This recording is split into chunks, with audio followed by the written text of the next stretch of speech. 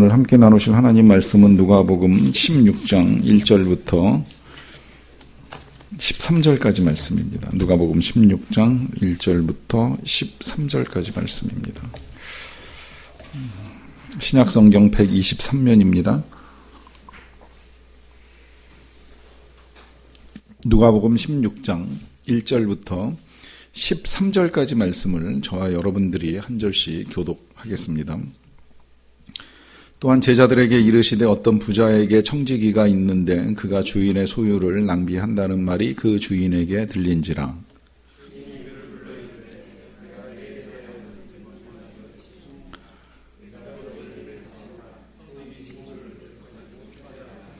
청지기가 속으로 이르되 주인이 내 직분을 빼앗으니 내가 무엇을 할까? 땅을 파자니 힘이 없고 빌어먹자니 부끄럽구나.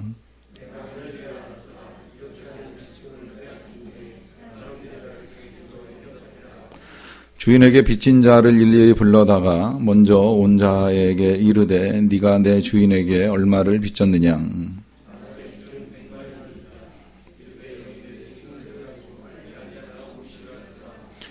또 다른 이에게 이르되 너는 얼마나 빚졌느냐. 이르되 밀백석이니이다. 이르되 여기 내 증서를 가지고 80이라 쓰라 하였는지라.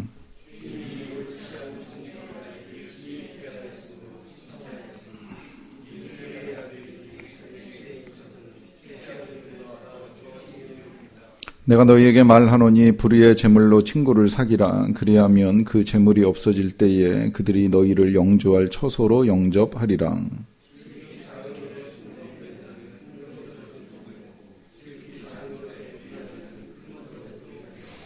너희가 만일 불의한 재물에도 충성하지 아니하면 누가 참된 것으로 너희에게 맡기겠느냐.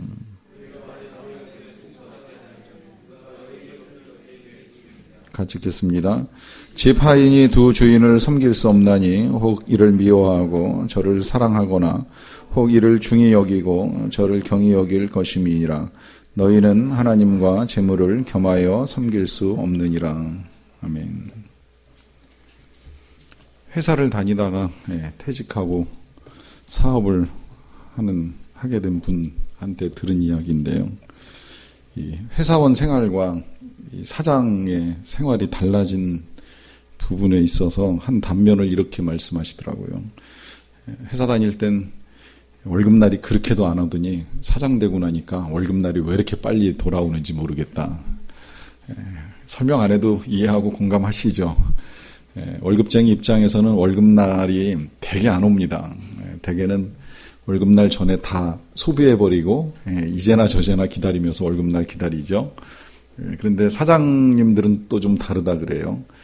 줘야 되니까 이 주게 되는 날이 왜 이렇게도 빨리 돌아야 하는지, 특히 사업을 처음 시작하면 초기에 들어갈 것도 많은데 그 많은 것들과 함께 이제 성과나 실적, 수익이 없이 이 월급을 줘야 되니까 이게 이제 굉장히 큰 부담이 되는 겁니다. 그래서 이 월급쟁이로 일하는 분들은 2월달 제일 좋아하고 사장님들은 2월달 제일 싫다 그래요. 구정까지 껴가지고 며칠 일 안 하고 돈 받고 며칠 일 안 시키고 돈 줘야 되는 이 상황에 희비가 좀 엇갈립니다. 있을 수 있는 일이라고 생각이 드는데 그 둘 사이에 이제 절충점으로 일하는 사람이 사장의 마음을 가질 수 있고 또 사장이 일하는 사람의 입장을 이해할 수 있으면 이게 얼마나 좋을까 하는 생각을 해보는 거예요. 사실은 이제 그게 되게 이상적인 직장 공동체인데 실현하기가 쉽지는 않지만 그러나 이제 이것이 필요하다고 말씀을 드리는 이유는 이제 처음에 하나님께서 우리에게 이제 만들어 주신 세상이 이제 그런 공동체였어요. 그러니까 하나님은 이 세상을 만드실 때 처음부터 계획하시기를 우리에게 모든 걸 다 위임하시고 이제 우리에게 다스리라고 넘겨주셨습니다. 원래 소유는 하나님 거예요. 하나님이 만드셨고 하나님이 주인이니까 하나님이 소유입니다. 그런데 그 하나님의 것들을 다 우리에게 위임하시면서 이제 우리가 맡아서 우리가 관리하게끔 이제 그렇게 하셨지요. 안타깝게도 사람이 범죄하고 죄가 우리 가운데 찾아 들어오면서부터 하나님의 뜻에 따라서 이 관리해 나가는 것을 잘 못해요. 못하는 이유는 이제 여기 욕심도 있고 탐욕도 있고 하나님처럼 되고 싶은 교만함도 있고 하다 보니까 하나님의 뜻보다 내 뜻과 내 생각에 따라서 통치해 나가는 일들이 많습니다. 그러다 보니까 이제 세상이 엉망이 되는데, 이 세상을 바로잡기 위해서 하나님이 하신 일이 우리 예수님을 성탄에 이제 우리에게 보내주신 일이고, 예수님을 통해서 우리 각 사람을 거듭나게 하셨어요. 새로워지게 하셨습니다. 자, 이 새로워진 우리들에게도 하나님의 생각은 변함이 없어요. 그것은 여전히 우리가 하나님의 생각대로 관리하고 다스리는 일들을 이루어가는 겁니다. 우리에게는 그렇다고 해서 능력이 갖추어져 있지는 않아요. 우리에게 지혜도 부족하고 능력도 부족하고, 또 때로는 우리가 주님의 뜻을 거스를 수 있는 가능성도 있고, 배반할 가능성도 있고, 주님께 순종하지 아니할 가능성도 있고, 거역할 가능성도 있는데, 하나님이 이걸 모르시는 분이 아니에요. 다 알고 계시지만 우리가 그럴 수 있는 가능성을 가지고 있음에도 불구하고 우리를 통해서 이 세상을 새롭게 하기로 결정한 하나님의 생각은 변함이 없습니다. 우리가 때로 실패할 수도 있고, 때로 실수도 하고 잘못할 수도 있지만, 그럼에도 불구하고 우리를 통해서 통치하기로 결정한 하나님의 생각은 변함이 없다는 거예요. 그래서 이제 하나님이 우리에게 주신 직분을 일컬어서 일반적으로는 청직이라고 이야기합니다. 요 성경에 청직이라고 하는 요 번역이 이제 오이코노모스라고 하는 헬라어를 쓰는데, 요 청지기는 종하고는 조금 달라요. 종은 말 그대로 시키는 일밖에는 안 해요. 이거 하라 그러면 이거 하고, 저거 하라 그러면 저거 하고, 이제 이런 거밖에 안 하는데, 청지기는 조금 다른 것이, 종보다 쉽게 말하면 레벨이 좀 한 단계 위여서 주인이 시키는 일을 하는 것이 아니라 주인이 맡긴 일을 합니다. 그러니까 주인이 이 청지기에게는 자기 마음대로 할 수 있는 권한을 어느 정도 위임을 해준 상태예요. 그러다 보니까 이 청지기는 일정한 권한을 가지고 주인의 재산이나 주인에게 속한 것들을 관리할 수 있는 이제 그런 권한이 주어진 사람입니다. 이 권한이 주어지는 과정 중에는 필요한 게 몇 가지 있는 거 아시죠? 그거는 이 주인은 청지기에게 위임을 해야 되고, 또 위임과 함께 이제 권한을 주는 거예요. 그러면 위임을 하기 위해서는 주인이 청지기에 대해서 신뢰를 해야 됩니다. 그리고 그 신뢰하는 가운데에 청지기 입장에서는 주인에게 책임을 다해서 맡겨진 일을 완수해야 되는 이제 이런 의무가 주어져 있다는 거예요. 자, 그런데 이제 문제는 이 청지기가 이제 그 일을 잘 감당하지 못할 때, 이제 이 문제를 가지고 오늘 저와 여러분들이 예수님의 비유를 다루게 됩니다. 우리가 예수님의 비유를 이렇게 지금까지 다루다 보면 처음 비유를 접할 때에 이게 도대체 말이 되는 이야기야 하는 느낌이 드는 비유들 몇 개 있었죠. 예를 들면 포도원 주인의 비유라 해가지고서 아침에 포도원에 들어간 일꾼하고 저녁 퇴근 무렵에 들어가서 1시간밖에 일하지 아니한 일꾼하고 다 똑같이 이렇게 임금을 주는 비유 보신 기억 있으실 거예요. 그 비유 보시면 무슨 생각 들어요? 이게 말이 되는 이야기야? 어떻게 8시간 일한 사람하고 1시간 일한 사람하고 똑같이 줄 수 있지? 이제 이런 느낌 들잖아요.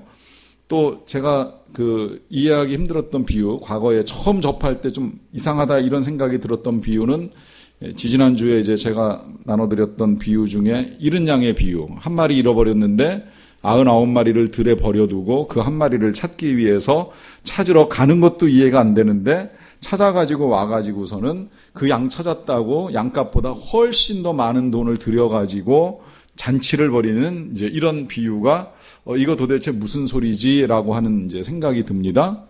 그런데 그보다도 이제 제일 이해하기 힘들었던 비유, 솔직히 말씀을 드리면 제가 신학교를 나와도 이해할 수 없었던 비유가 이제 오늘 이 비유인데, 이 청지기가 주인의 것을 낭비할 뿐만 아니라 나중에 보면 더 끔찍한 일들을 저지르는데도 불구하고 주인에게 칭찬을 받는 내용이 나와요. 그러다 보니까 이게 도대체 왜 칭찬을 받지? 이게 어떻게 말이 되지라고 하는 이제 의문을 불러일으키는 비유가 이 비유입니다. 이제 이 비유를 오늘 저와 여러분들이 보게 되는데요. 비유를 풀어나가기 전에 일단 말씀을 드립니다. 우리가 지금까지 비유를 보아왔던 방식 그대로요. 비유를 풀어나가기 위해서 가장 이제 좋은 방법은 한 주제, 한 초점에다가 맞추어서 봐야 돼요. 그러니까 장황하게 이 비유를 하나하나 항목별로 다 해석을 하려고 하면 그래서 이제 복잡해지는 겁니다. 언젠가 그 선한 사마리아인의 비유를 볼 때에 그 내 이웃이 누구냐, 그 이웃을 찾아나가는 거기에 초점을 맞추어야 되는데 쓸데없이 여관은 뭐냐, 뭐 노새는 뭐냐, 아니면 뭐 그 엽전은 뭐냐, 이제 이런 주변 것들에 관심 기울이면 혼란스러워진다는 거예요. 그러니까 마찬가지로 오늘도 관심을 갖는 건 오직 청지기에 관한 겁니다. 여기 주인도 등장하고 또 이 주인에게 빚진 사람들도 나오지만 빚진 자가 누군지 주인이 누구인지에 대해서는 굳이 관심을 가지실 필요가 없어요. 나중에 이 주인이 하나님이냐 아니냐 뭐 이거 따질 수도 있는데 하나님이셔도 좋고 아니어도 크게 상관은 없는데 지금 예수님이 말씀하고 싶으신 건 주인도 종도 채무자도 아니고 오직 이 청지기가 어떤 일을 했고 무엇 때문에 칭찬을 받고 있느냐 하는 거기에 초점을 맞춰서 예수님 말씀하시니까 우리도 그렇게 들으면 된다는 거예요. 그래서 그 청지기를 처음 들여다봤을 때에 이 청지기가 권한을 가지고 주인의 모든 것들을 관리할 수 있는 책임이 주어져 있는데 그 책임에는 신뢰가 밑바탕이 됩니다. 그런데 문제는 뭐냐면 이 권한을 가지고 있는 이 청지기가 안타깝게도 저지르는 일이 뭐냐면 주인의 소유를 낭비한다 그래. 이게 1절 말씀이에요. 또한 제자들에게 이르시되 어떤 부자에게 청지기가 있는데 그가 주인의 소유를 낭비한다는 말이 그 주인에게 들린지라 그래요. 미안합니다만 이거를 따로 빼서 생각을 해봐도 좋을 것 같아요.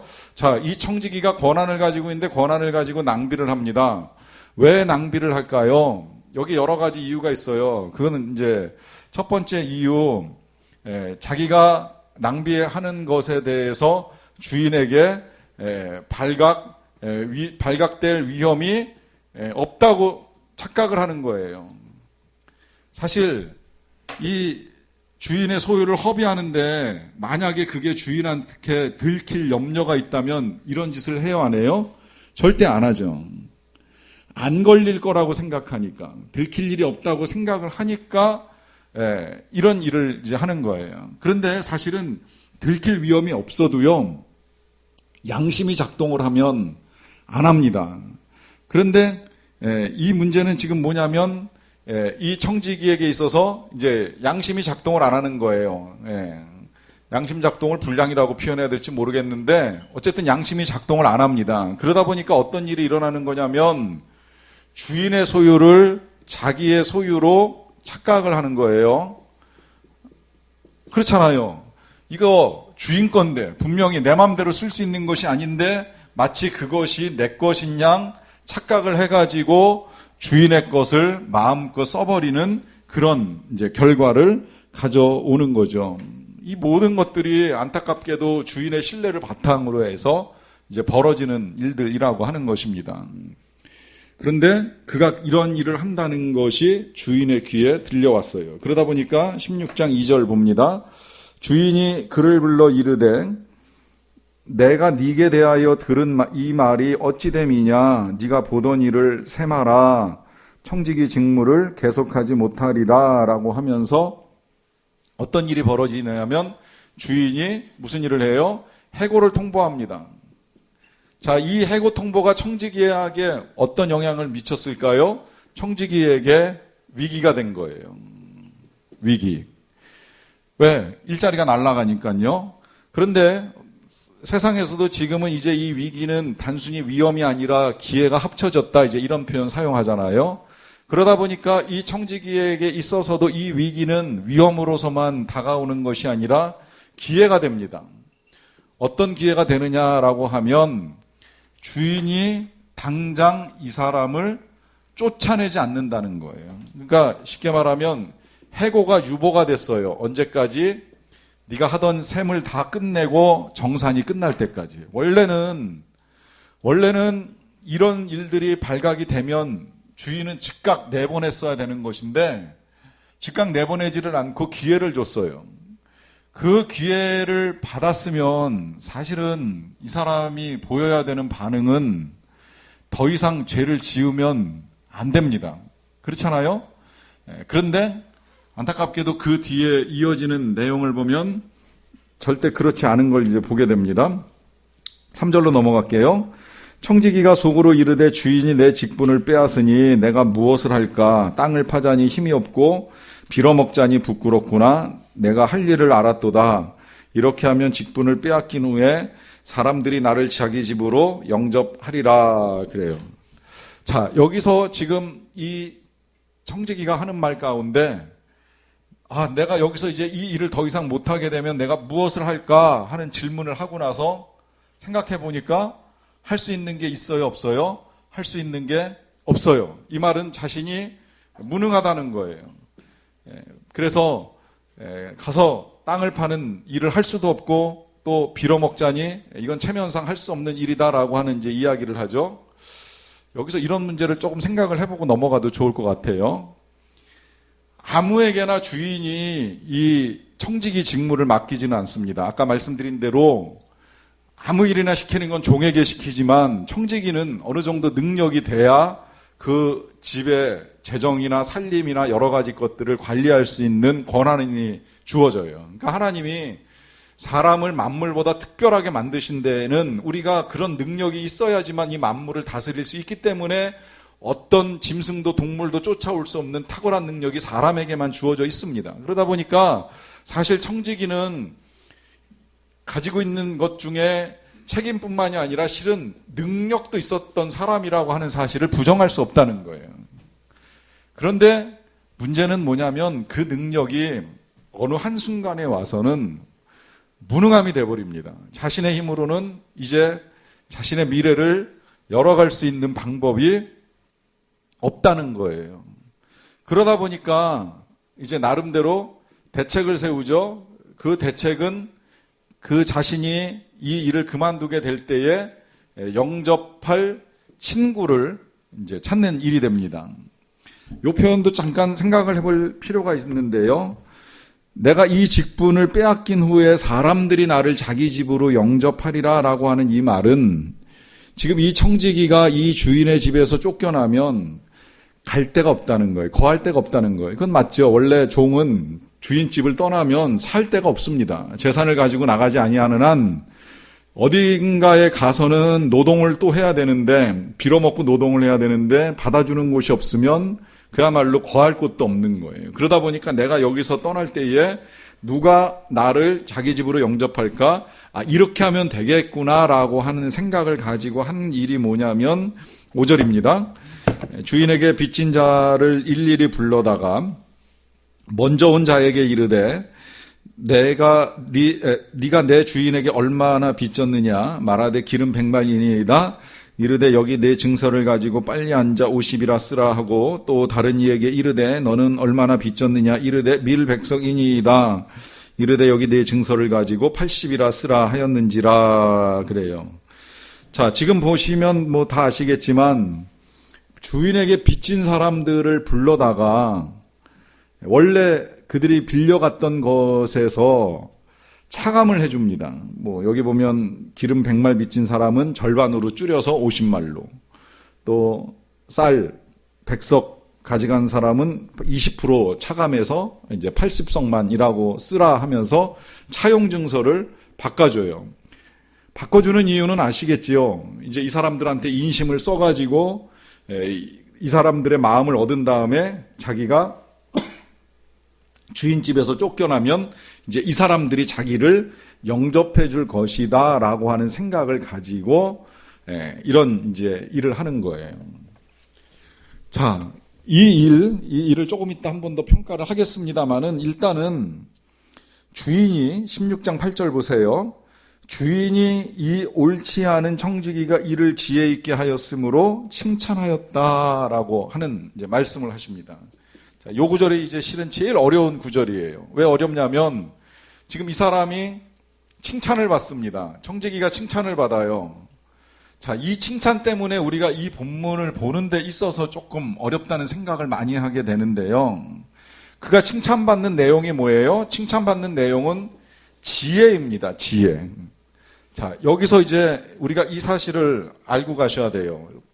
비유는 초점이 한 방향으로 흐른다는 말씀을 처음부터 제가 오늘도 드렸습니다. 그건 뭐냐면 이 비유의 초점은 이 청지기의 지혜를 말하는 거예요.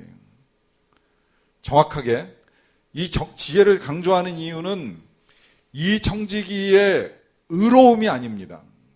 이 청지기는 예수님도 주인도 다 옳지 않다고 평가를 해요. 그런데 그가 칭찬받는 내용은 그 옳음이 아니라 지혜 때문에 칭찬을 받는다는 거예요. 그러니까 우리가 혼동하시면 안 돼요. 이 청지기가 칭찬을 받는 건 그가 의로워서 칭찬을 받는 것이 아니라 지혜 있게 행하였기 때문에 칭찬을 받았지, 그가 칭찬받았다고 해서 주인이 죄를 면해주거나 아니면 주인이 잘했다고 이제 그냥 여기 살아라고 하는 이야기를 한 적은 없어요. 다만 이 청지기의 지혜를 칭찬했는데, 그럼 이제 우리가 봐야 될 건 뭐냐면 이 청지기의 지혜가 도대체 뭐냐 하는 걸 보는 겁니다. 그 첫 번째, 청지기의 지혜는 제일 먼저 죄를 인정했어요. 죄를 인정했다는 말은 주인이 이 사실을 듣고 나서 해고를 통보했을 때 전 그런 적이 없습니다, 변명하거나 책임을 회피하려고 하지 않았어요. 여러분, 여기서 이제 죄의 속성 한 번 더 짚고 넘어가도 좋을 것 같은데요. 이 죄라고 하는 건 사중적 범죄가 된다, 이제 이런 표현이 있는데요. 처음엔 우리가 죄를 짓지만 한 번 짓는 그 죄가 어려워도 한 번 짓고 나면 그 다음에 이 죄가 반복됩니다. 이게 이제 두 번째 죄라고 할 수 있는데, 그러다가 이제 이 죄가 반복되다가 습관이 되고 습관이 되다가 이제 만성화되면 그 다음에 들켰을 때에는 죄를 변명하거나 죄를 전가합니다. 이게 이제 사중죄가 되는 거예요. 그러니까 이 죄를 질 수밖에 없는 상황이나 환경을 탓하면서 결과적으로 이 죄로부터 벗어나고 싶은 이제 그런 이제 자신의 책임 회피 현상을 보여주죠. 지금 이 사람은 그러지는 않았어요. 적어도. 물론 이것도 옳다고 이제 이거 자체를 칭찬할 일은 아니지만 어쨌든 죄를 인정하는 것이 중요하다고 말씀드리는 이유는 뭐냐면, 죄를 인정하다 보니까 뭘 하게 되느냐면 그 다음에 한계를 인정하는 겁니다. 내가 이 집에 더 이상 머무를 수 있는 한계가 없다. 이 집에 더 이상 머무를 수 없다는 거죠. 그리고 나가서 일하자니 능력이 없다는 거예요. 땅을 팔 힘도 없고 또 빌어먹자니 창피해서 못하겠다라고 하는 자신의 한계를 인정합니다. 그러다 보니까 그 다음에 이제 하는 일이 뭐냐면, 세 번째로 그가 이제 지혜롭다고 칭찬을 받는 이유는 뭐냐면 바로 이 기회를 활용하는 거예요. 자, 이 기회를 활용을 해서 그 다음에 이제 어떤 일을 하느냐라고 하면, 지금 사람들이 영접해 줄 수 있도록 사람들의 차용 증서를 가지고 차감해 주는 일을 통해서 미래를 준비합니다. 이걸 가지고 주님은 지혜라고 말씀하시고 주인이 이 지혜를 칭찬하고 계시는 것을 볼 수 있습니다. 자, 여기까지 말씀을 드렸는데 그럼에도 불구하고, 아직 말씀을 들으셨음에도 불구하고 그래도 이게 칭찬받을 일인가라고 하는 질문이 이제 남아 계시면 조금 더 이렇게도 생각을 해보셔도 좋을 것 같아요. 이 사람의 지혜는 진짜 그야말로 저는 그런 생각이 들어요. 뱀 같은 지혜다.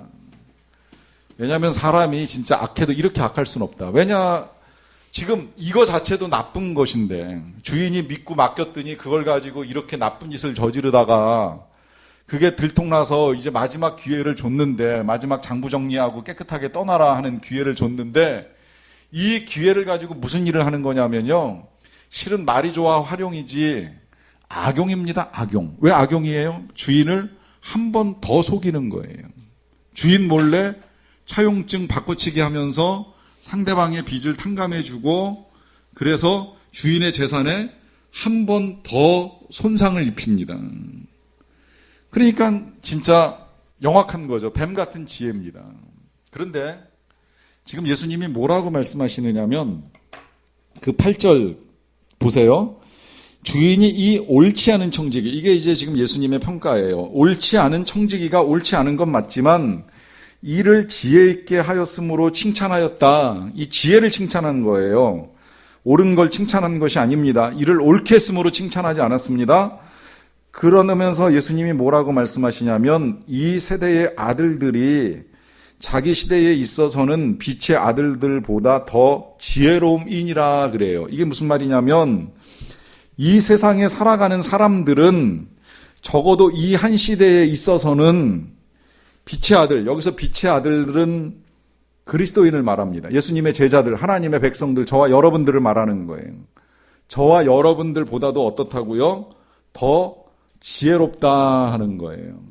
이 말씀 공감하세요? 여러분, 세상 사람들이 돈 벌기 위해서 얼마나 영악하게 일하는지 아시죠? 남의 돈을 뺏기 위해서, 남의 돈을 훔쳐가기 위해서, 남의 돈을 가져가 이익을 내기 위해서 애쓰는 건 이루 말할 수 없는 거 아시죠? 물론 그걸 다 나쁘게만 하는 건 아니지만 어쨌든 세상 사람들의 지혜는 이 그리스도인들이 따라갈 수 없는 지혜가 있는 걸 보는 일이 종종 있어요. 제가 얼마 전에 어떻게 하다가 백종원 씨의 푸드트럭이라고 하는 프로를 보게 됐는데 한 편을 보다가 몇 편을 봤어요. 보니까 그가 말로만 듣던 왜 백종원 씨가 백종원 씨, 뭐 장사의 신, 무슨 음식의 귀재 뭐 이런 평가를 왜 받는가 했더니 그거 이렇게 몇 편 보다 보니까 진짜 그분이 가지고 있는 지혜가 너무 대단하더라고요. 그거 보면서 진짜 이 말씀 그대로 생각을 했어요.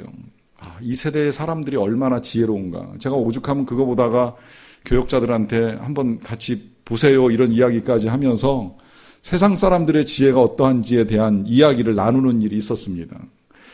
이 세대의 아들들이 자기 시대, 적어도 자기 시대에 있어서는 빛의 아들들보다 훨씬 더 지혜롭다는 거예요. 그게 바로 지금 이 사람, 이 청지기가 보여주는 뱀 같은 지혜입니다. 다만 우리가 이 지혜를 본받을 필요는 있는데 우리는 뱀 같은 지혜만 가지면 정말 위험하죠. 여기에 뭘 예수님이 당부하셨어요? 비둘기 같은 순결함을 당부하신 거예요. 뱀 같은 지혜가 악해지지 않도록 순결함을 더해서 비둘기같이 순결하고 뱀같이 지혜로워라 하는 당부를 하셨어요. 바뀌면 안 돼요. 비둘기같이 지혜롭지 못하고 뱀같이 악하면 안 되는데 이것이 함께 가야 되는 그리스도인들이라면 이 순결함에 이 지혜가 필요하다는 겁니다. 그러면 이 사람에게서 우리가 배워야 될 지혜는 뭐냐? 뱀 같은 지혜는 뭐냐라고 했을 때 바로 이 부분입니다. 이 부분. 물론 다 필요하긴 해요. 우리의 죄도 인정하는 것이 지혜고요. 그 문제를 해결함에 있어서 우리의 한계를 인정하는 것도 지혜입니다. 또 우리에게 주신받은 기회를 활용하는 것도 지혜예요. 그러나 더 중요한 건 미래를 준비하는 일인데 이 미래를 준비하는 것이 왜 중요하냐. 여러분 보세요. 지금 이 사람 왜 지금 이렇게 악한 일들을 계속 진행해 오는 거예요? 쫓겨났을 때 남은 생애를 어떻게 살 것인가를 준비하는 겁니다. 그러면 하나님의 자녀로 영원한 생애를 살게 될 우리들은 그 영원한 삶을 위해서 무엇을 준비하고 있느냐? 이것이 지금 예수님께서 이 비유를 들으시는 제자들과 저와 여러분들에게 하시는 말씀이에요. 이 세대의 사람들이 한 세대를 살기 위해서도 미래를 이렇게 준비하는데 우리는 과연 영원한 삶을 위해서 어떤 것을 준비하며 살아가고 있느냐라고 하는 말씀을 해주고 계시는 겁니다. 그러다 보니까 예수님이 그 뒤에 이제 몇 가지 말씀을 덧붙이시는 걸 우리가 볼 수 있는데요. 9절로 넘어가서 볼게요. 내가 너희에게 말하노니 불의의 재물로 친구를 사기라 그래요. 그리하면 그 재물이 없어질 때에 그들이 너희를 영주할 처소로 영접하리라 그래요. 앞에까지 읽은 내용 이해할 만하니까 또다시 조금 더 헷갈리게 한 번 더 예수님 하신 말씀이 이 말씀입니다. 불의의 재물로 친구를 사기라. 요 불의의 재물로 친구를 사기라 하는 건 일단 친구를 사귀기 위해서 돈을 쓰는 일, 그것이라고 이렇게 보시는 것까지는 크게 어렵지 않을 거라고 여겨지는데, 이 친구를 사귀는 건 사실은 그냥 정말 친구를 도와주는 일로부터 구제하는 일, 선교하는 일 등등의 이제 모든 일들을 통합적으로 이해하시면 제일 좋은데요. 근데 왜 그것을 불의의 제물로 하라 하시느냐에 대해서는 조금 이따 다시 생각을 하기로 하고요. 일단 그렇게 하면 뭐라고 말씀하시냐면 그 제물이 없어질 때에 그들이 너희를 영주할 처소로 영접하리라 그래요. 그러니까 여기서 이제 우리가 조금 눈여겨봐야 될 건 그 제물이 없어질 때가 온다는 거예요.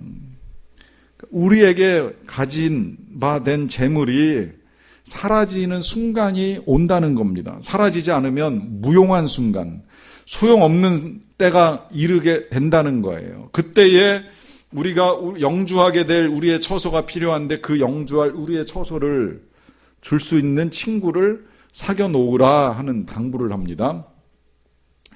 약간 혼동되실지 모르겠는데 그 다음 말씀 읽어보고 정리를 좀 해드릴게요. 10절부터 12절까지 예수님 계속 말씀하십니다. 지극히 작은 것에 충성된 자는 큰 것에도 충성되고 지극히 작은 것에 불의한 자는 큰 것에도 불의하니라.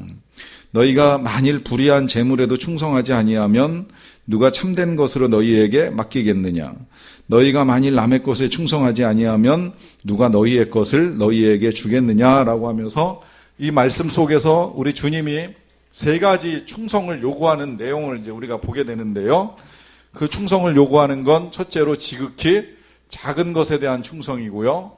자, 두 번째로는 불의한 재물에 충성하라라고 하는 말씀을 하시고요. 그 다음에 세 번째로는 남의 것에 충성하라 그래요.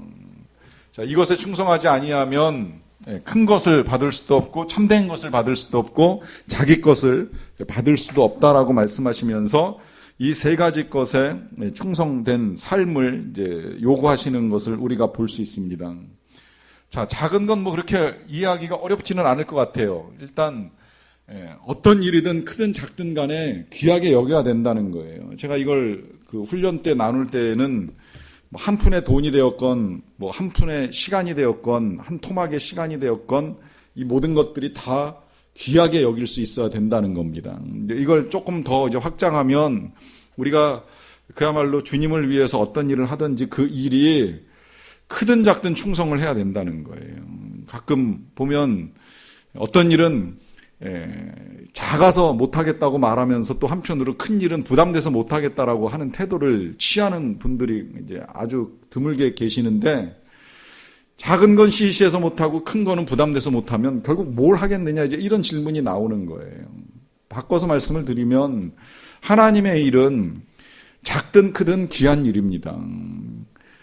그것의 크기가 중요한 것이 아니라 그것을 대하는 우리의 태도가 중요하다라고 하는 거예요. 우리의 태도. 그래서 이 작은 것에 충성할 때 큰 것에 충성할 수 있다라고 하는 말씀을 하시는 거고요. 그 다음에 이제 그 불의한 재물이나 이 남의 것이라고 하는 것이 이제 조금 그 어려운 개념이 될 수 있을지 모르겠는데요. 위에서 불의의 재물로 친구를 사귀라는 말씀도 그렇거니와 또 이 남의 것에 충성을 하라 하는 말씀도 그런데요. 이 말씀이 지금 우리가 보았던 비유를 근거로 보면 다시 한번 생각해 보면 이 불의한 청지기가 칭찬을 받는 이유가 어디에 있느냐면 그의 지혜에 있다 그랬잖아요. 근데 그의 지혜는 뭐예요? 주인의 것을 가지고 친구를 사귀었어요. 주인에게 손실을 끼치면서 친구 만드는 일을 해가지고 친구를 만들었어요. 이게 우리가 봤을 때 되게 불의한 일처럼 느껴지죠. 어떻게 남의 걸 가지고 그럴 수 있느냐. 근데 여러분 혹시 아십니까? 우리가 그렇게 살고 있는 인생들이라는 사실을, 우리가 다 남의 거 가지고 사는 인생이라는 사실을 알고 계시느냐 하는 질문을 드리는 거예요. 그런데 이게 우리가 지금 가지고 있는 것들이 남의 것이라는 사실을 인정하기가 굉장히 어렵습니다. 그 어려운 건 우리 사회가 소유를 굉장히 중시하는 사회이기도 하지만 실상은 이제 어떤 데서 문제가 생기는 거냐면요. 이 문제를 저는 이제 이렇게 이해를 해요. 제가 사실 최근에 이제 김남준 목사님 책 읽다가 이제 거기서 나온 예를 가지고도 생각을 해봤는데, 누군가한테 돈을 빌려주거나 빌려 쓰는 일이 있잖아요. 빌려주고 빌려 쓰는 일이 있을 때에 짧은 기간, 한두 달 내지는 1년, 2년 사이에 이 채무를 변제하고 빚을 갚는 일을 하게 되면 그게 그렇게 크고 어려운 문제는 아니에요. 그런데 그게 시간이 오래 가잖아요. 빌려주고 빌려받은 시간이 오래 가잖아요. 빌려준 입장에서는 미안해서 달라 소리를 하기가 쉽지 않고요. 빌려간 입장에서는 뒤늦게 그걸 달라 그러면 줘야 되는 건 마땅한 줄 알면서도 사실은 마땅하게 생각 안 해요. 이제 와서 돌려주는 거 굉장히 부담스럽게 생각을 합니다. 실제로 제가 아는 분 중에 그런 분도 봤어요. 아주 정말 수십 년 전에 한 1억 원 가까이 빌려줬는데 지금도 그 사람 만나고 같이 뭐 여러 가지 일들을 하고 그 사람의 형편도 좋아졌지만 그거 달라 소리 못하고 그냥 가고 있는 거예요. 이게 안 되는 이유가 뭐냐면 이제 와서 달라 그러기도 힘들지만 달라 그랬을 때 그 사람 입장에서는 내가 어떻게 1억 원을 만들어서 주지? 이제 이런 반응이 나오는 거예요. 그러다 보니까 무슨 이야기가 되는 거냐면 그렇게 갖고 와서 쓴 그 모든 것들이 불이함에도 불구하고 마치 내 것처럼 착각을 일으키는 일이 있을 수 있다는 거예요. 근데 이 일이 하나님과 우리 사이에 벌어지고 있는 일입니다. 우리가 가진 모든 것들은 실은 우리 게 하나도 없어요. 누가 그걸 갖고 나왔어요? 하나님이 다 주신 거예요. 하나님이 주신 능력과 은혜로 만들어 놓은 것들이에요. 이걸 가지고 우리가 살아온 세월이 벌써 수십 년이 흘러버렸어요. 그러다 보니까 우리는 이게 다 지금 내 것이라고 착각을 하고 살아가요. 실은 남의 것인데, 불의한 것인데, 내가 주인이 아닌데, 나는 청직인데, 임시로 맡아놓은 사람들인데, 잠깐 관리하라고 하나님이 주신 것들인데, 그게 재물뿐만이 아니라 모든 것이 다 하나님의 것인데, 오랫동안 우리가 관리하다 보니까 마치 이 청지기처럼 자기 것인 양, 자기 소유인 양 착각을 해가지고 주인이 다시는 달라 그러지 않을 것처럼 생각하고 자기 맘대로 써왔던 거예요. 그러나 여러분 주의하셔야 될 건 뭐냐면 우리도 청지기처럼 해고 통보를 받는 날이 반드시 옵니다. 세마자고 주님이 우리를 부르실 날이 오게 되어 있어요. 그 세마자고 부르실 때에 진짜 우리야말로 주인 앞에 서기에는 굉장히 무능하죠. 뭘 가지고 설 수 있겠습니까? 그 무능한 우리들에게 만약에 주님이 기회를 주셨다면 우리가 할 일은 미래를 준비하는 거예요. 이 미래를 준비하는 것이 무엇이냐? 그게 마지막 13절의 결론입니다. 집 하인이 두 주인을 섬길 수 없나니 혹 이를 미워하고 저를 사랑하거나 혹 이를 중히 여기고 저를 경히 여길 것임이니라. 너희는 하나님과 재물을 겸하여 섬길 수 없느니라. 말씀 통해서 결론 내려주십니다. 당부하시는 건 뭐예요? 하나님을 섬기라는 거예요. 하나님을 섬기라. 하나님을 섬겨야 우리가 주인이 아니라는 사실도 인정하고 우리가 청직이라는 사실도 인정하고 우리가 이 직무를 끝낼 때가 있다는 사실도 알게 되고 이 직무를 끝낼 때에 우리가 영원한 처소로 영접을 받을 터인데 그 영원한 처소로 들어가기 위해서 오늘 우리가 어떻게 살아야 하는지에 대한 답을 얻을 수가 있다는 것입니다. 참고로 여러분 이 비유 끝자락에 성경 14절을 보시면 바리새인들의 반응이 나오는데 이렇게 쓰여 있습니다. 바리새인들은 돈을 좋아하는 자들이라 이 모든 것을 듣고 비웃었다 그래요.